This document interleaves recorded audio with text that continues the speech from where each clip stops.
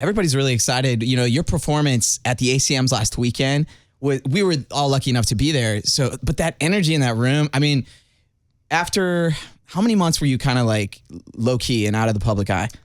5? Yeah. After 5 months and a little bit of like, it sounded like early on after you took a fall in November, you were like kind of nervous, probably, and rightly so, I'm sure, after getting stitches and all that. Yeah. You came back and you knocked everybody down and you said like, I am still Carrie on. It was awesome. Aww. Did you feel so good and like relieved, or what was that feeling on stage? I mean, it was definitely like I was nervous, but it's just, new music.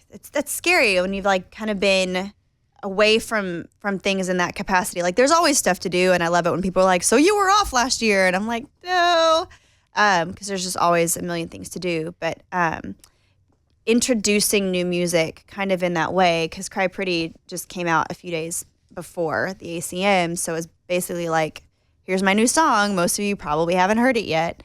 I mean, that's nerve-wracking for sure, but I mean, I love the song and I love to sing it, and I don't know, it did feel like some relief, I guess. And you seem genuinely overcome by the response too. I get so uncomfortable at clapping. Like, you know what I mean? Like, it's like when you're in the song, you're like, you're telling the story, you're a part of the song, you're, putting it out there, but it's like you kind of go somewhere else for a second. And then when the song's over, it's like you turn back into a pumpkin. You know what I mean? Right. Like, oh, I'm Carrie. Oh, all these people are looking at me. Like immediately you kind of realize that you're on stage, and I don't know, it's the weirdest thing.